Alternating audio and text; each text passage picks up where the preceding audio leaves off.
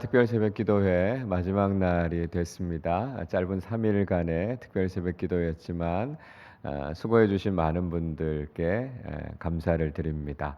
무엇보다도 새벽을 깨우면서 말씀의 자리, 기도의 자리에 나온 우리 사랑하는 부모님들, 우리 자녀들 감사를 드려요. 또 이 기도회를 위해서 앞서서 애써 주신 우리 모든 교육부서들, 또 우리 담당 교역자들, 우리 사랑하는 선생님들 감사를 드립니다. 또 이 기도회를 섬기기 위해서 애써주신 많은 분들이 계세요. 예배부 많은 분들, 또 방송실에서 또 반주로, 차량 봉사로, 또 아침 식사로 애써주시고 섬겨주신 모든 분들께도 감사를 드립니다. 또 3일 동안 우리에게 풍성한 은혜를 주신 하나님께 감사를 드립니다.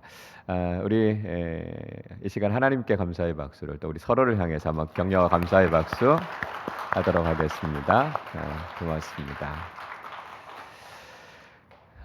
우리가 애정이라고 하는 게 있어요. 애정이라고 하는 것은 인간 사이에서의 가장 기본적인 유대 관계를 이야기하죠. 애정이라고 하는 건 내 주변에 있는 사람이나 사물에 대한 친근감을 이야기해요.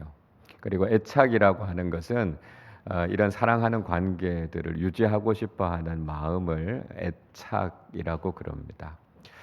근데 이런 애정이 깨지고 또 이런 애착 관계를 유지하지 못하면 애정 결핍이 생겨요. 애정 결핍이 생기면 우리의 모습 속에 여러 가지 좋지 않은 부작용들이 나타나게 됩니다.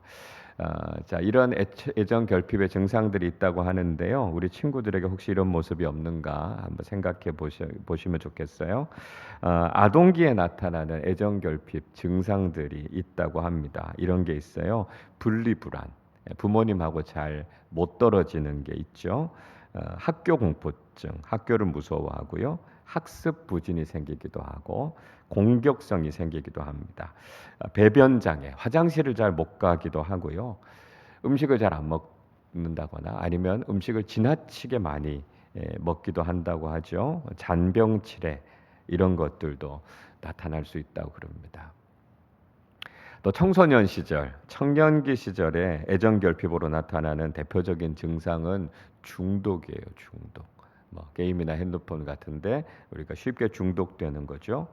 폭력성이 나타나기도 하고요. 반사회적인 행동이 나타납니다. 피해 의식, 고립감, 수면 장애, 잠을 잘 못 자요. 낮은 자존감 이런 것들이 나타난다고 합니다. 또 어른의 시기, 성인기가 돼서도요, 이런 애정 결핍의 증상들이 나타나게 되는데요. 우울증을 느낀다거나, 강박증에 사로잡힌다거나, 불안하고 공황 장애를 느끼고요. 자기만 생각하고 자기만 사랑한다거나 정신질환에 빠지기도 하고요. 일상생활이 무너지기도 합니다. 자, 그래서 이런 증상들이 나타나는 친구들이 혹시 있다면 우리 부모님들, 또 우리 교역자들, 또 우리 의사 선생님들 도움을 꼭 받아야 된다는 거예요. 자, 이런 애정 결핍의 증상들이 나타나는 이유는 그러니까 사랑을 충분히 받지 못하기 때문에 그래요. 사랑을 충분히 경험하지 못하기 때문에 그래요. 그래서 이런 증상들이 나타나도요. 우리가 사랑을 충분히 받으면 이거 금방 다 사라지게 됩니다. 1차적으로는 우리가 가정 속에서 이런 문제들을 해결하게 돼요. 가정 안에서 부모님들과 우리 가족들의 사랑을 받으면서 이런 것들은 사라지게 됩니다.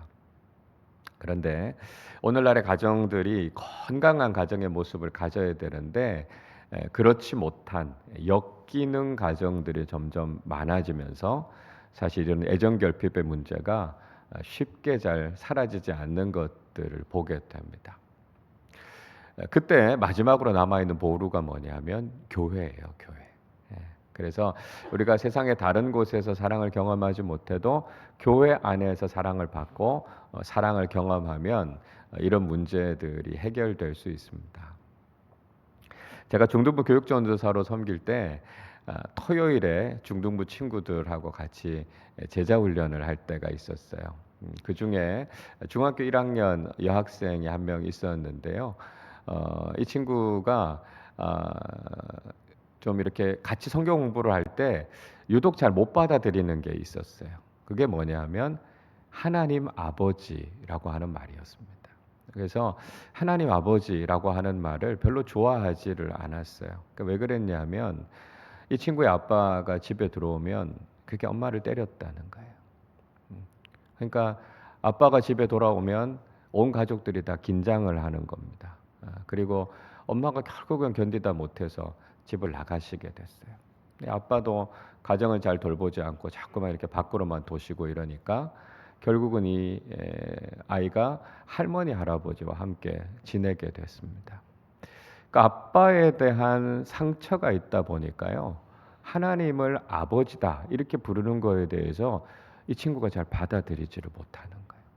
참 가슴이 아팠어요. 근데 중등부에서 그 신앙생활을 하는 동안 선생님들하고 친구들이 정말 이 친구에게 잘해줬어요. 그러니까 조금씩 이렇게 마음이 열리기 시작했고요. 중등부 시절을 잘 보내고 졸업할 수 있었습니다. 그러니까 때로는 우리가 가정 속에서 또 다른 곳에서 충분히 사랑을 받지 못해도 교회가 사랑이 충만하면 이런 문제들이 잘 해결될 수 있다는 거죠.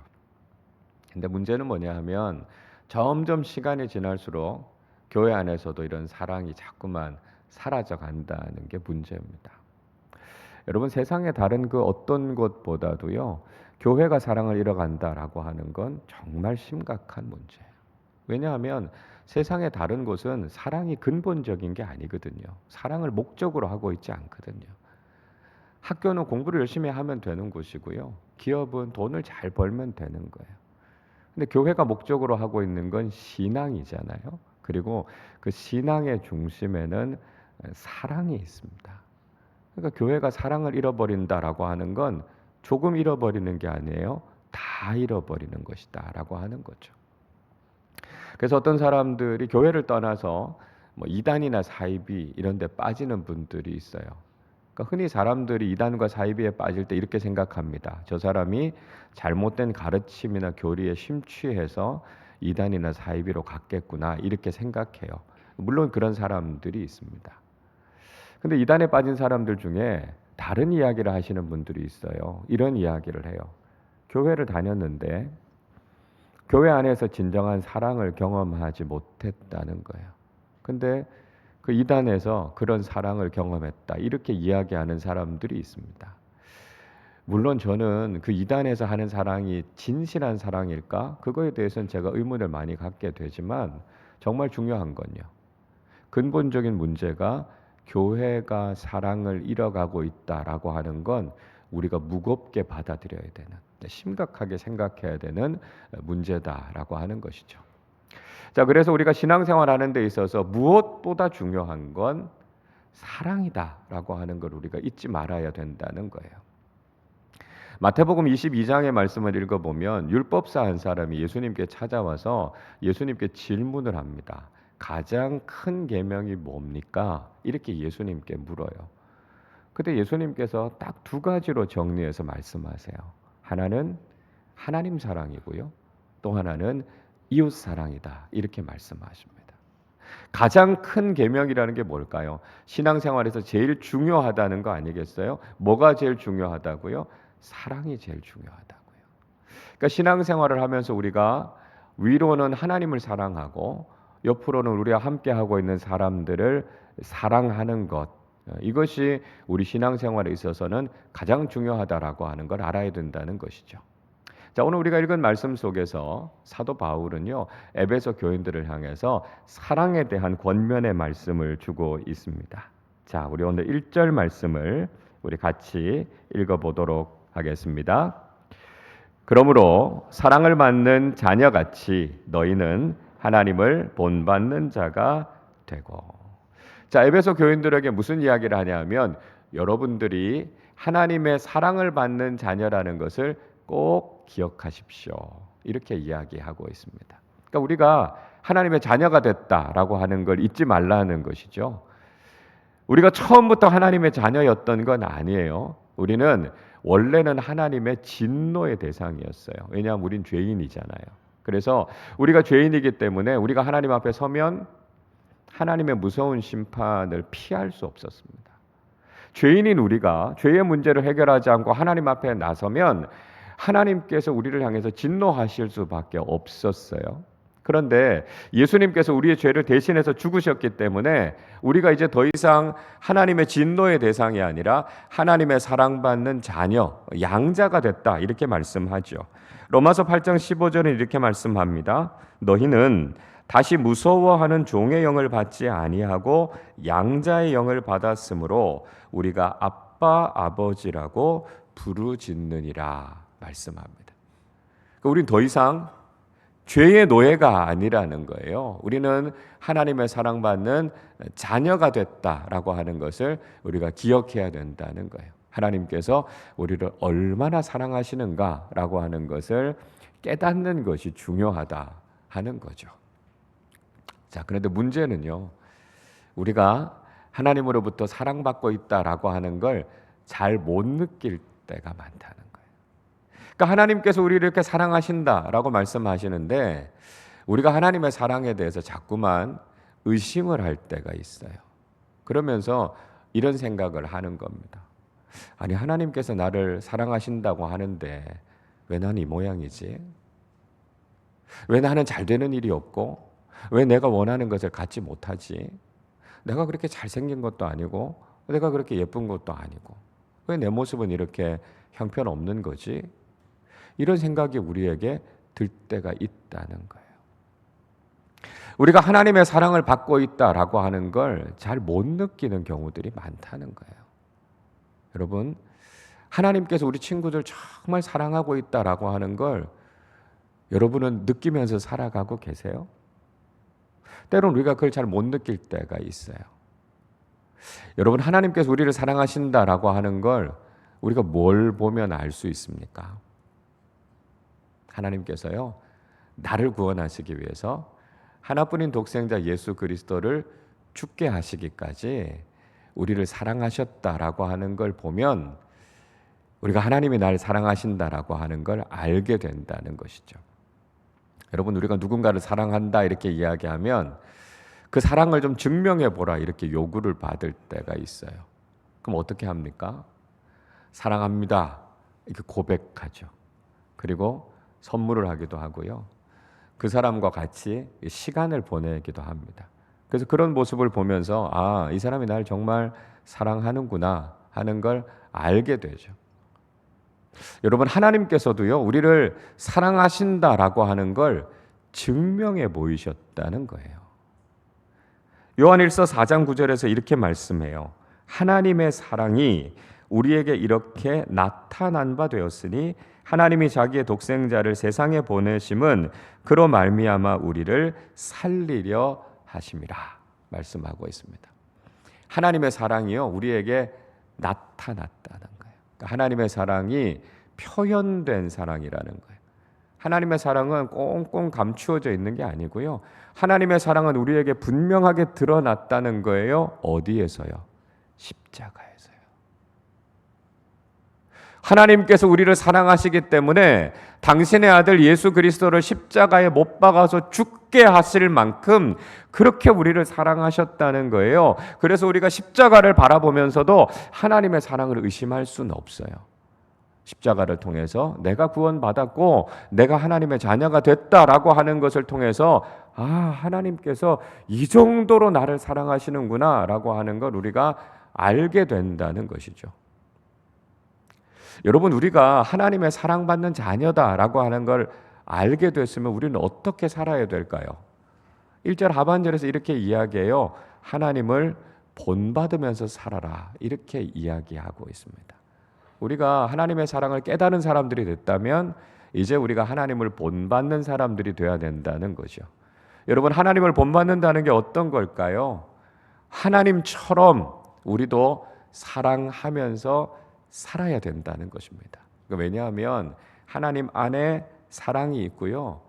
하나님의 본질이 뭐냐 하면 사랑이시기 때문에 그래요. 그래서 하나님의 또 다른 이름은 사랑이십니다. 요한일서 4장 7절 8절이 이렇게 말씀해요. 사랑하는 자들아 우리가 서로 사랑하자. 사랑은 하나님께 속한 것이니 사랑하는 자마다 하나님으로부터 나서 하나님을 알고 사랑하지 아니하는 자는 하나님을 알지 못하나니 이는 하나님은 사랑이심이라 말씀해요. 그러니까 사도 요한은 한마디로 하나님은 사랑이시다 이렇게 이야기합니다. 그래서 하나님을 아는 사람들은 하나님을 사랑하게 되고요. 사랑하지 않는 사람들은 하나님을 모르는 사람들이라고요. 그래서 우리가 하나님을 알고 하나님의 사랑을 경험했으면 우리도 이제 하나님을 사랑하고 사람들을 사랑하는 삶을 살아야 된다는 것입니다. 사랑하는 우리 친구들이 올 한 해 살아가는 동안 여러분이 하나님의 사랑받는 자녀들이다라고 하는 것을 아시고 하나님을 본받는 사람들이 되실 수 있기를 바랍니다. 하나님 본받는다는 거 어떤 거라고요? 하나님을 사랑하고 친구들을 사랑하면서 사는 거라고요.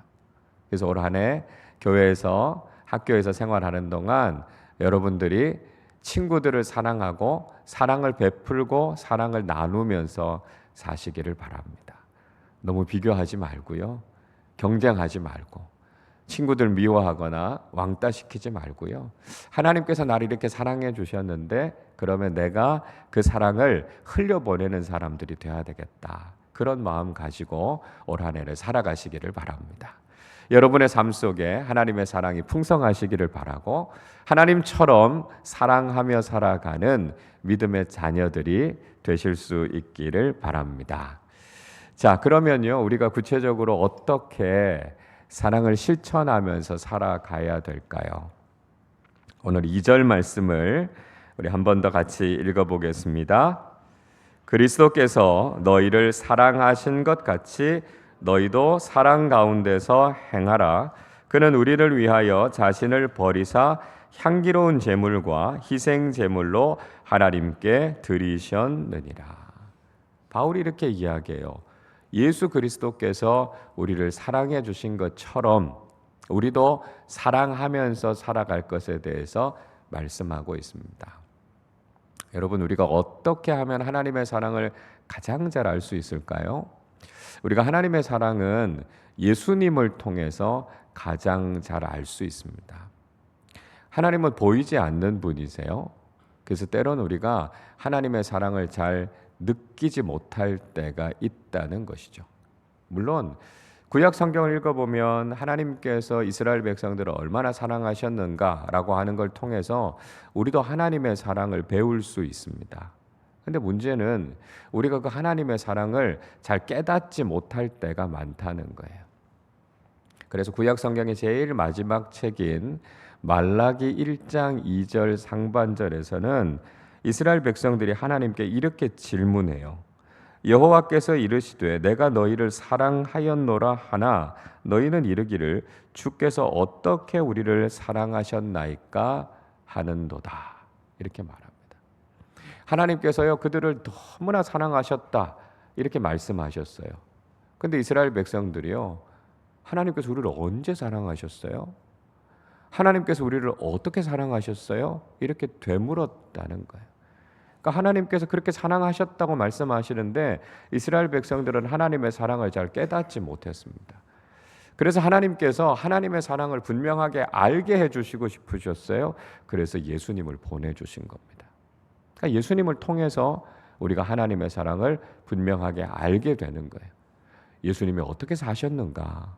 예수님께서 어떻게 사랑하셨는가라고 하는 걸 통해서 우리가 하나님의 사랑을 배우게 되는 것이고요. 예수님처럼 살아가면서 우리는 사랑하는 삶을 살게 되는 거죠. 예수님께서 어떻게 사랑하는 삶을 사셨습니까? 바울은 오늘 이렇게 이야기해요. 예수님께서 사랑하기 위해서 자신을 버리셨다고요.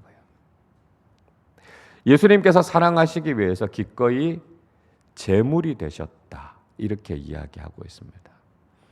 구약 시대에요 제사에 드려지는 동물들은 죽어야만 제물이 될 수 있었어요. 그러니까 살아선 제물이 될 수 없었다는 거죠. 예수님의 사랑은요 기꺼이 우리를 위해서 죽으시는 사랑이었다는 거예요. 우리도 예수님처럼 사랑해야 된다 하는 것을 말씀하고 있습니다. 그러니까 우리가 사랑을 하려면 예수님처럼 자신을 버려야 됩니다. 어떻게 하는 거죠?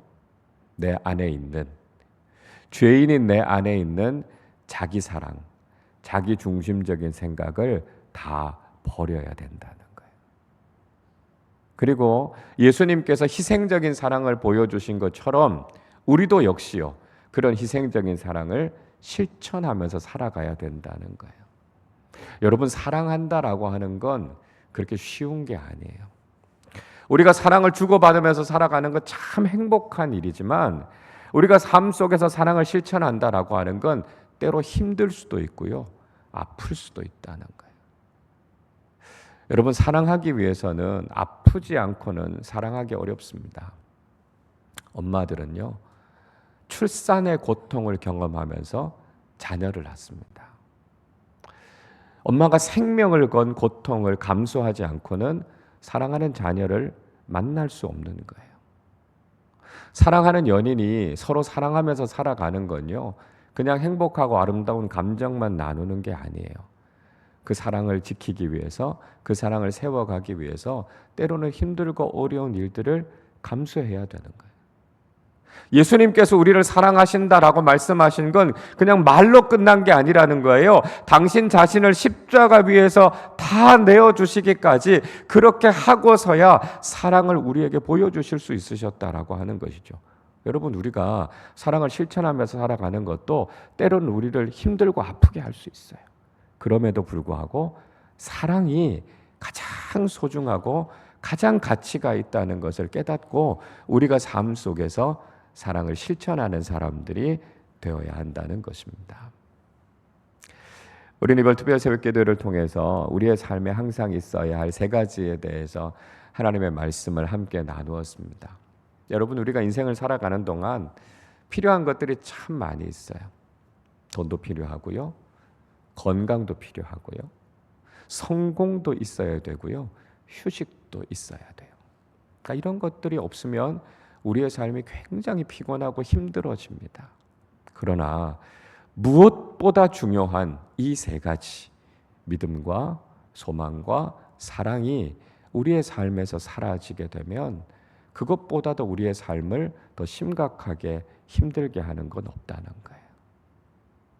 고린도전서 13장 13절 말씀 다시 한번 강조해서 말씀드립니다.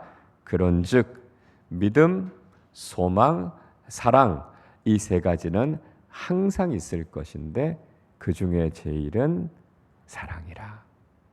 여러분의 삶 속에 믿음, 소망, 사랑이 늘 충만한 삶을 살아가실 수 있기를 바랍니다. 그리고 무엇보다도 하나님의 사랑받는 자녀임을 여러분들이 꼭 기억하시고 하나님의 사랑, 예수 그리스도의 사랑을 날마다 경험하고 그 사랑을 실천하며 살아가는 올 한 해가 되시기를 주님의 이름으로 축원합니다.